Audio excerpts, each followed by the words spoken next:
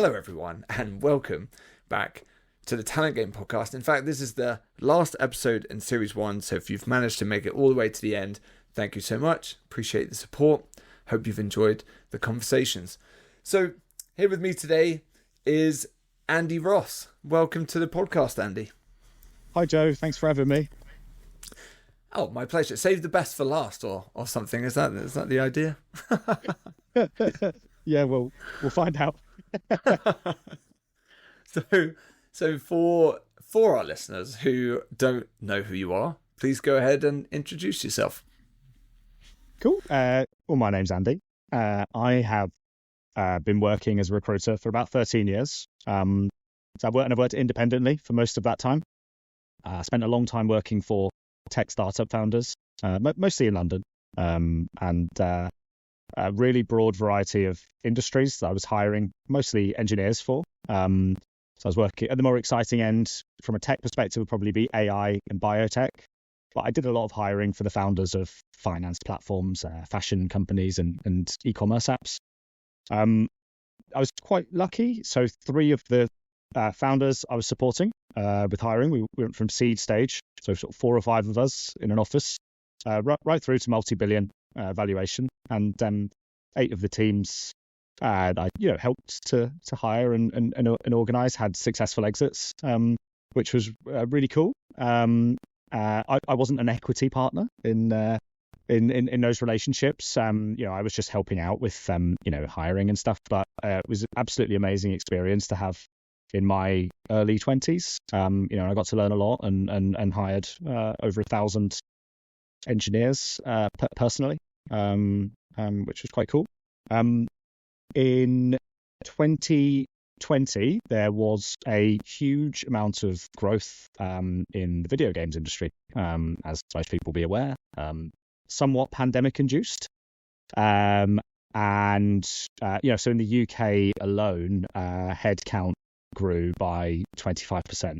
So there was a need for recruiters who had experience helping to scale businesses and hiring at what is quite a sensitive time for these companies. There's lots of change going on with new people coming in, and the way that the companies were organized was changing as well. So there was an opportunity to start Studio Vision, which I did with Sophie Hendley.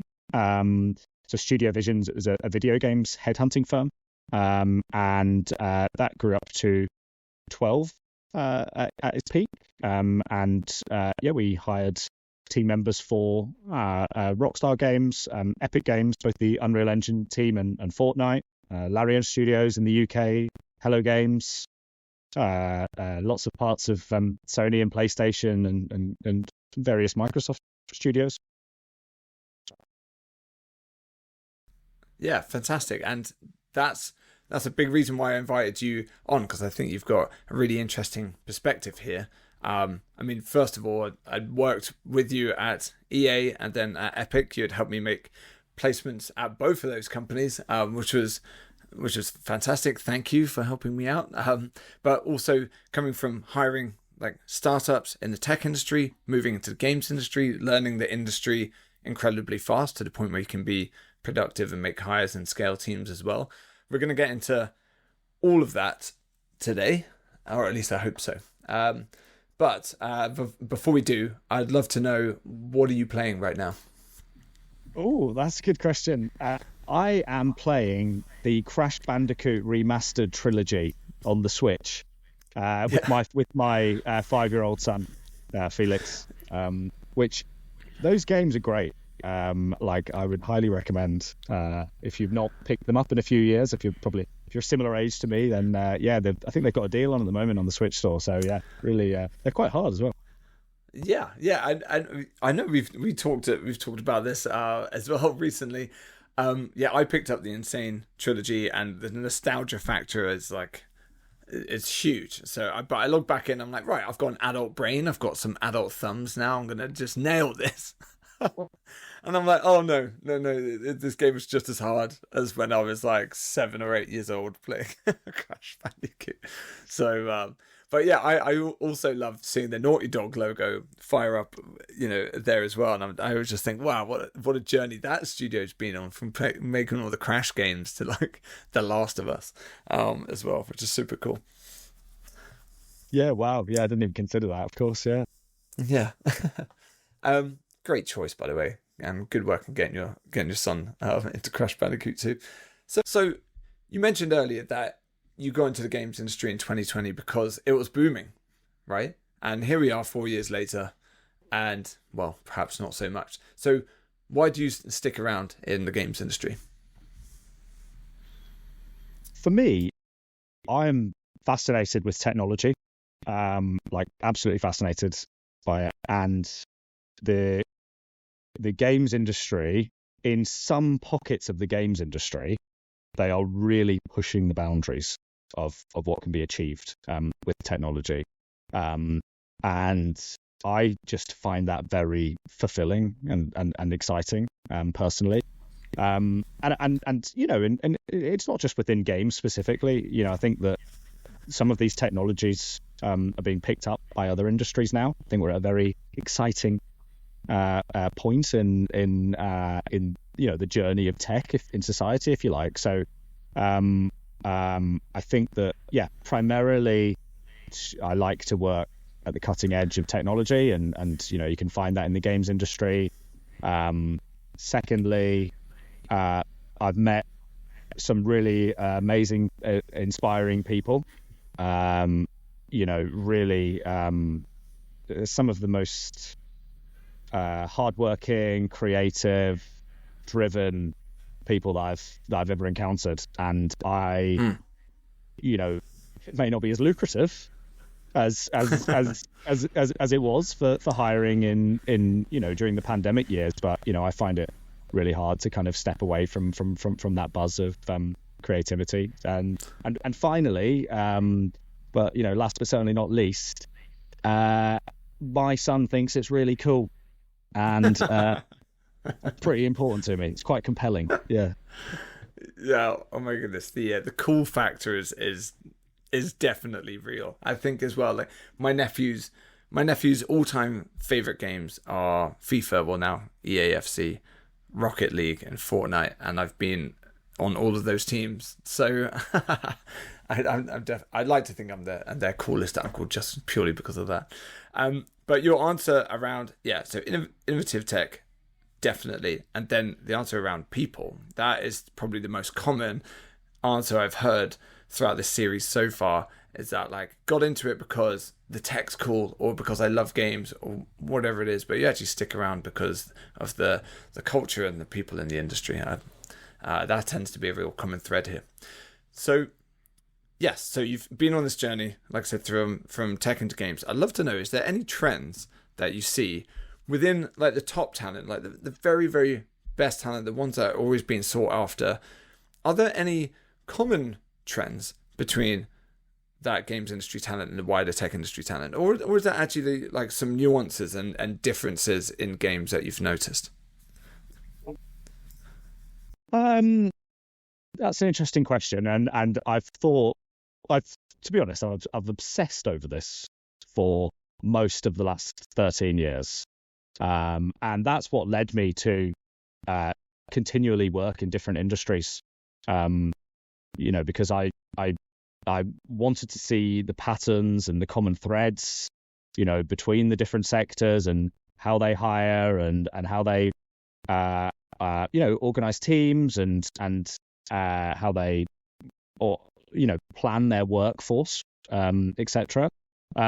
So and I've kind of flip-flopped over the years and some of my ideas around what works around this. But ultimately, I believe that there's not much difference between different industries. Top talent is top talent, and I think it's not necessarily industry specific. It's much more about the individual. So, what top talent wants, people like to be completely empowered in the role that they're doing. They like to have lots of ownership and autonomy within an organization. Regardless of the role, if that's an engineer, they want to be able to contribute ideas to product development. They don't just want to write code. They might want to lead people, but also be hands-on. So I think that any organization that can foster an environment that allows sort of free-minded people like this to get on with things and deliver will have success. Now it's much harder to do that within a larger organization, where you do need to systemize things somewhat, but it can be achieved. If you put the right sort of processes and things in place. So yeah, to get to sort of summarize there, I would say, actually, no, there's not much difference. Top talent, people who are super passionate about what they do, they're very excited about what they're building, and they're extremely motivated and, great communicators. And I don't think that's any different in any industry. Yeah. Okay. Yeah. I like that take on that. I guess what did you have to learn then? I guess I'm intrigued to know, like, what did you have to ramp up coming into games, and what was some things that perhaps a bit more surprising coming into the games industry compared to the wider tech industry? Okay, so I think this is probably personal to me. So I if I split my career into two parts, so the first part, I was predominantly working for tech startups, and founders of tech startups. So they were, it was a big boom era between like 2010 and 2019, and they were mavericks, right? They were trying to build their own $1 billion company from scratch to compete with like an incumbent company that or even create a whole new market. So it was just very lots of very open-minded people, like really experimenting with new ways of hiring and organizing people and like just the conditions of employment in general.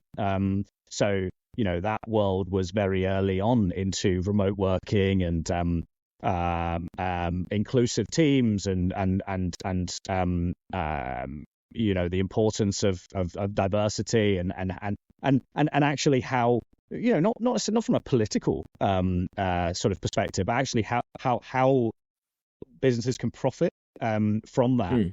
And then when I started Studio Vision, the need for the type of recruitment services that I could provide was actually coming from very large organizations. So I think for me, I had to learn about working for larger corporates and delivering for these companies. And I think that my expectation coming in was that game studios would be like really forward thinking, really cool, have like very, very dynamic work environments, and some of them do, and some of them did. Actually, I found a lot of firms and some leadership to be quite old school. From what I'd experienced around kind of hiring practices and things, and organizing people, and there was quite a lot of catching up that the industry had to do, I think, from a kind of HR and people and hiring perspective. And I think that's kind of well known. Yeah, I think there is quite a bit of truth in there. Why do you think that is, though? Why do you think games, this smaller pocket of the games industry, has managed to not be in, especially for the larger companies, perhaps not as more up to date in these areas? Okay, so I've got a couple of theories. I'm not necessarily married to them. One of them is that when I worked in what I noticed when I've worked in tech startups, and part of the reason why I was able to move around so many different industries is that um, we were sort of democratizing access to technology through some of the open source movement. So rather than these businesses having their own kind of proprietary tech and bespoke software in-house, actually there was a lot of cross-industry collaboration that came from within tech communities. So different like JavaScript libraries, for example, or frameworks, to be really granular, were used in multiple sectors, and that led to like a lot of collaboration and kind of shared effort across potentially competing industries to improve the broader ecosystem within tech. And there was just like a lot of collaboration between different businesses and different industries because of the people that communicated in these tech communities. And games is very different because there was there wasn't really a culture of building in public. I know that there are some exceptions to that, and we've seen some amazing success stories in recent times. And in some respects, with the evolution of live service games, that's what we're all kind of trending towards now. But there wasn't this culture of building in public. It was super secretive, super secretive. You couldn't turn a corner without signing an NDA. And you were sort of, really kind of hesitant about what you could collaborate with and talk to other people about. And I think that in some ways that maybe slowed down, the speed at which some of the ecosystem of games kind of developed until I'd say Epic had their kind of breakthrough with Unreal Engine and really acquiring such a large share of the market. So I think that's I'm kind of covering it historically, but actually I want to be quite positive about the future going forward, because I think that what I'm seeing now is actually like tons more collaboration. There's amazing tooling that's being developed, and there's lots more kind of new ideas and ways of thinking coming to the industry. And I think we're seeing that by some of the investment funds that have been put together. And I think obviously the A16Z one's probably the one that kind of springs to mind in terms of the, I guess, aggressively going after, large chunks of that market. Yeah, I agree with a lot of that. Like the games industry is often described as a walled garden. It's a walled garden often with like proprietary tech. Yeah. There we go. Yeah, that's a walled garden, as in it's tough to break in. Like, but once you're in games industry, people are like, they understand games, and so there's a lot of hiring from within the industry. But I've definitely seen. I've been in games for 7 years, and even in that time, seen this real shift. Because the games industry has just been forced into it. It's now bigger than film and music combined twice over, right? So it's like, okay, if that industry needs to keep growing, it needs to pull in talent elsewhere. It can't just keep being the same people rotating around the same AAA companies all the time. So and forcing tech to become more open I think is a big part of that. I think when you're dealing with IP within the world of entertainment, there is always that default to being like, locking things down. But I think you're right in your optimism that we're seeing so much more open source and more democratized tech, which just lowers the bar for people to learn it and people to enter into the games industry.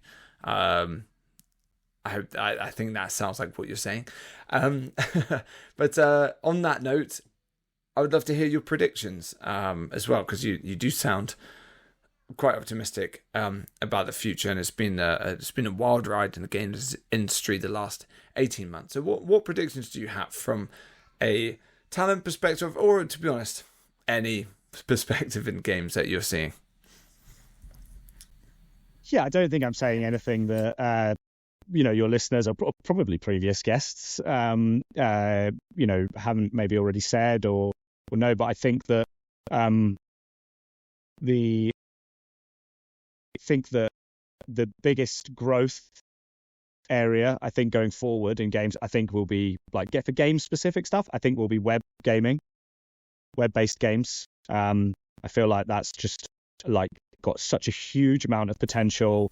And I think now that I think Unity announced that they're integrating web GPU with the engine there, which is going to be able to bring tons of existing IPs to that platform. You're not restricted to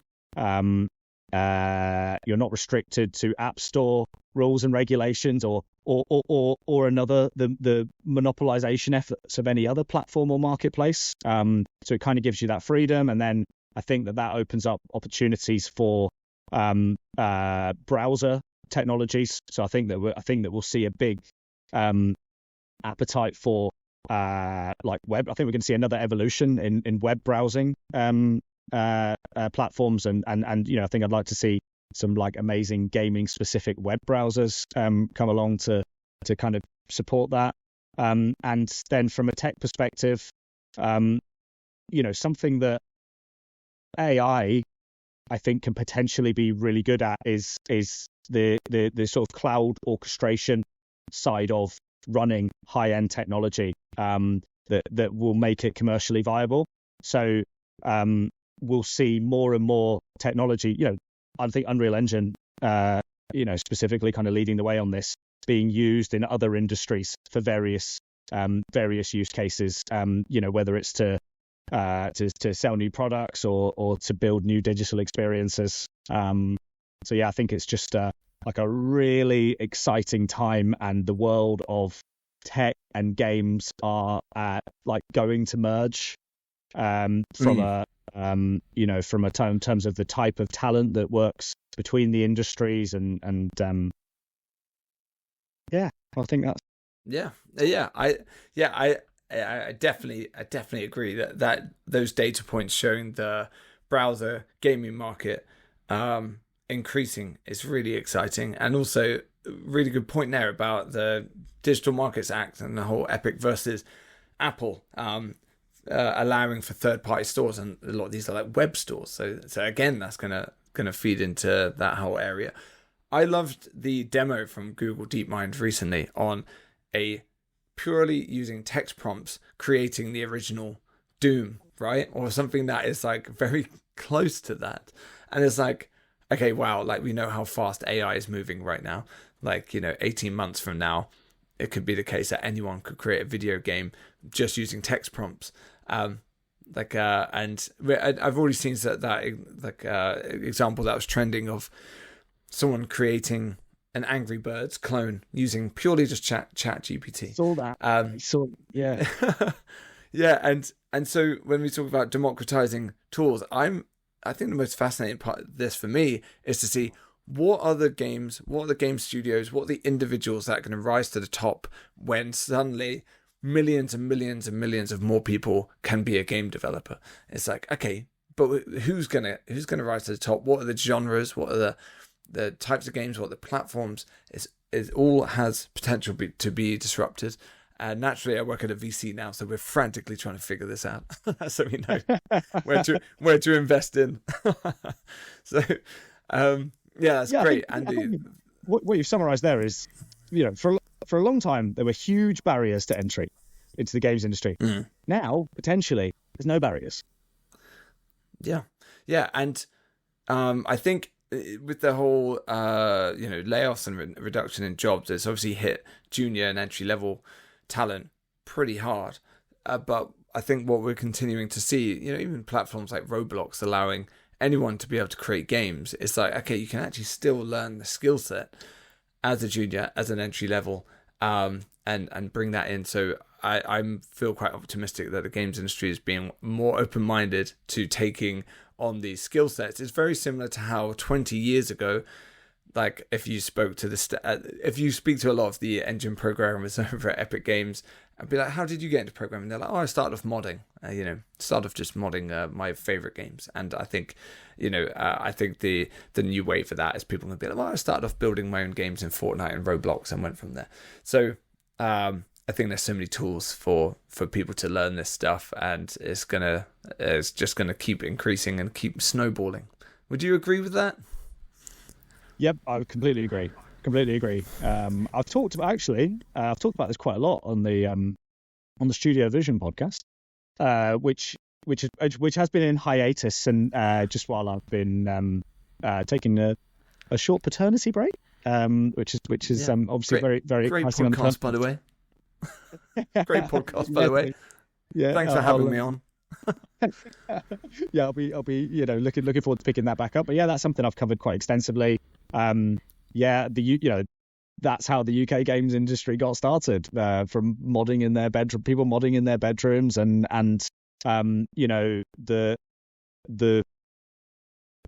parallel with, as I think about the kind of democratizing access to tech and more web-based gaming and things, actually these new companies and even because of the specific technologies they're using, they really do value that experience. So if it's it's a rough time to be a junior and trying to get into games, but there's actually a ton of platforms that you can be building in now. So build experiences in Roblox.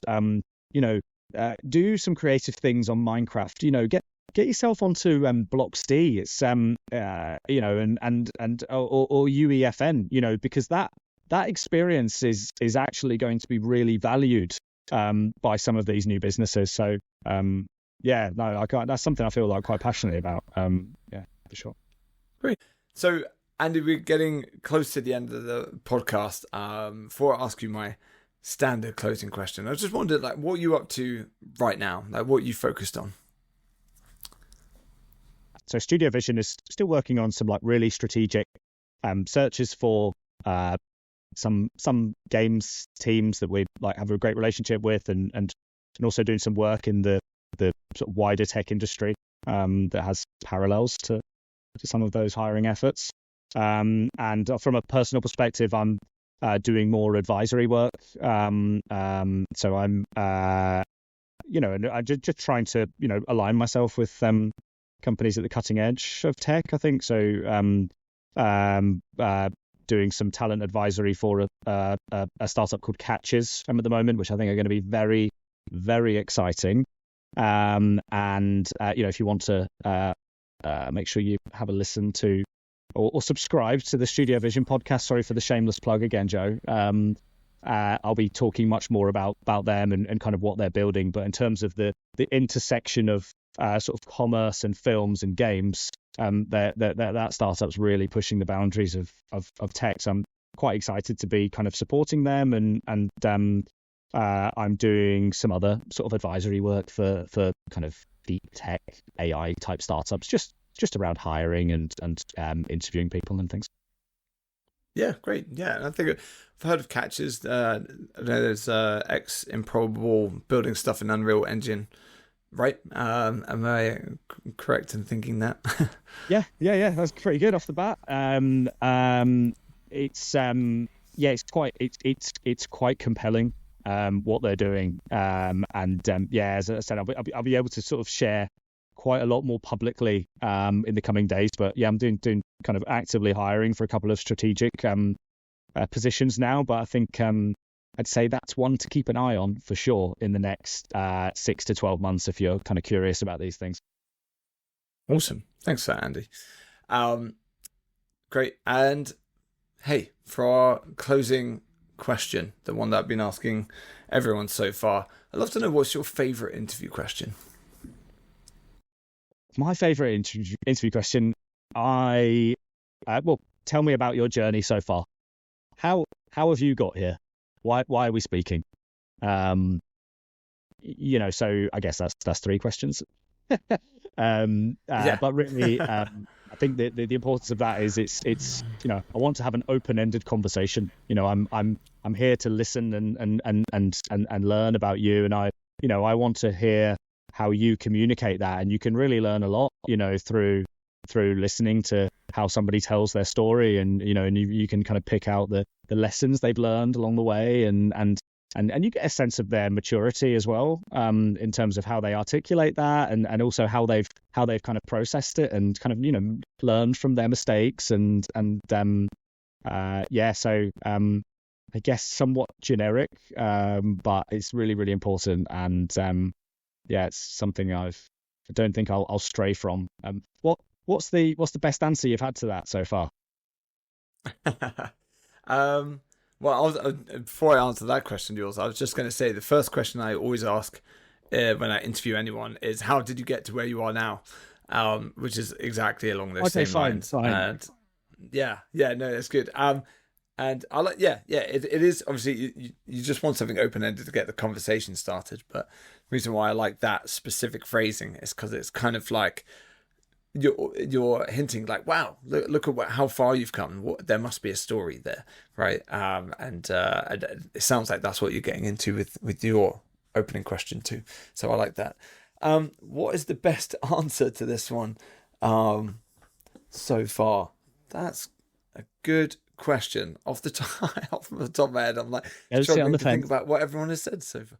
I'm struggling to think what everyone has said so far. To be honest, I think off the top of my head, the common themes will be around a lot of people have said around these opening questions. Actually, common theme being like, I want people to feel relaxed and themselves and open and honest with me during an interview. That's where you get the most value out of someone. So actually, the common thread is often being here like, I ask, fun. I ask like fun questions or something like that to just help them feel relaxed, or ask them about like what they're passionate about, what they're interested in. Again, with the same reason, or I ask them like, to just how did you get to where you are now, or tell me about yourself. That tends to be a common thread with the questions here so far. Naturally, like when you're interviewing, you will have these really specific skills questions, but it's like, okay, what question do you like to ask in every interview? That tends to be the thread of what everyone has said so far. So, that's answering your question without actually answering your question as well. Good. By the way, that. Yeah, that was great. Very, very skillfully navigated there. Yeah, okay, I'll accept that. Yeah. Thanks. I think someone said, "What Disney character would you be and why?" Or something along those lines. And I'm like, great. Oh no, if you could be a character from fiction, what would you be? And I'm like, oh, awesome. I just nerded out on Dungeons and Dragons for a bit. So I like that one. That is a great question. That's actually such a good question. Yeah. Well, hey, Andy, we are at the end. So just a big thank you for spending time chatting to me. Best of luck with everything at Studio Vision and all of the companies that you're helping to grow. And I'll see you in person sometime soon, I'd imagine. So I hope so. Yeah, thanks a lot, man. And I think you're doing a really amazing job at building this community, and just from a personal perspective, I'm very as your pal, I'm very, very proud of you, and it's really quite inspiring. So thanks for having me, and I'll see you soon. Yeah, thanks. I'm glad I paid you to say that at the end. Okay, thank you. Goodbye.